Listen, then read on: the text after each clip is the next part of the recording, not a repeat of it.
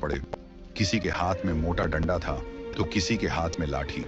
बेगम साहिबा भी बेचैनी से उठ खड़ी हुई और चौकीदार को बुलाकर पूछा, क्या हुआ?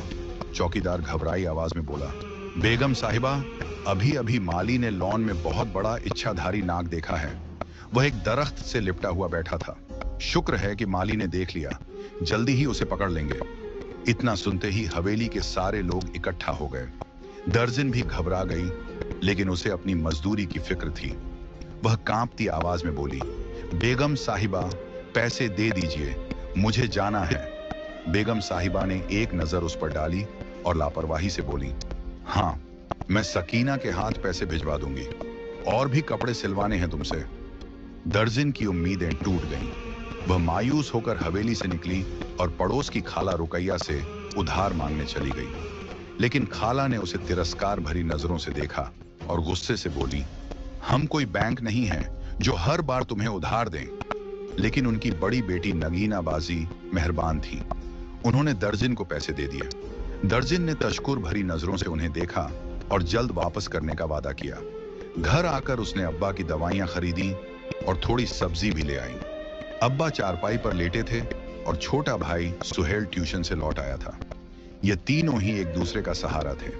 अम्मा का इंतकाल कब का हो चुका था और अब्बा मजूर हो चुके थे। अगर दर्जन के हाथ में सिलाई का हुनर ना होता तो शायद वे भूखे मर जाते।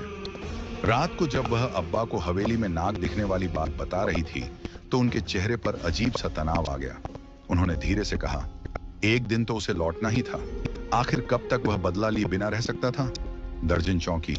अब्बा, आप क्या कह रहे हैं? अब्बा ने गहरी सांस ली और बोले, अगर उन्होंने उसे मार दिया तो वह फिर लौटेगा। इच्छाधारी नाग कभी नहीं मरता, 100 साल बाद फिर से जन्म लेता है। दर्जन हंस दी। अब्बा, आप भी ना, ये सब बस किस्से कहानियां हैं। मगर अब्बा के चेहरे की गंभीरता उसे उलझन में डाल रही थी। शाम ढलते ही मौसम अचानक बिगड़ गया। तेज आंधी और लाल मिट्टी के गुब्बार से घर की कच्ची दीवारें कांप उठीं। नफीसा को डर लगने लगा। उसने फौरन सुहेल को अंदर बुलाया और अब्बा की चारपाई कमरे में बिछा दी। रात काफी बढ़ चुकी थी जब अचानक दरवाजे पर जोर की दस्तक हुई। नफीसा चौंक उठी। इतनी रात को कौन आ सकता था? अंदर से ही आवाज लगाई, कौन है? बाहर से भारी आवाज आई, मुसाफिर हूं, झकमी हालत में हूं, एक रात की पनाह चाहिए। नफीसा जानती थी कि उनका घर मुसाफिरों के लिए रास्ता था, मगर इतनी रात को किसी अजनबी को अंदर बुलाना ठीक होगा? मगर जब उसने दरवाजा खोला तो सामने खड़े नौजवान को देखकर उसकी सांसें थम गईं।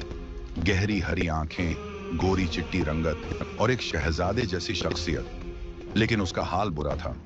जिस्म पर जगह जगह गहरे जख्म थे, कपड़े खून में सने हुए थे। नफीसा घबराकर बोली, आपको इतनी चोट कैसे लगी?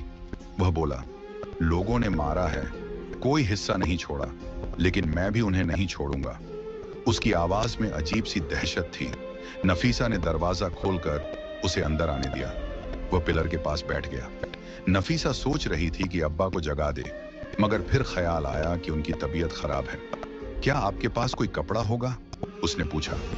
नफीसा के पास सिर्फ नए कपड़े थे, मगर उसे अपना पुराना दुपट्टा याद आ गया। उसने वो दुपट्टा निकालकर उसे दे दिया। उसके हाथ जख्मी थे, इसलिए नफीसा खुद उसकी मरहम पट्टी करने लगी। उसका दिल जोर जोर से धड़क रहा था। इतनी करीबी से उसने पहले कभी किसी गैर मर्द को नहीं देखा था। वह चुपचाप बैठा था, जैसे अपना सब कुछ हार चुका हो।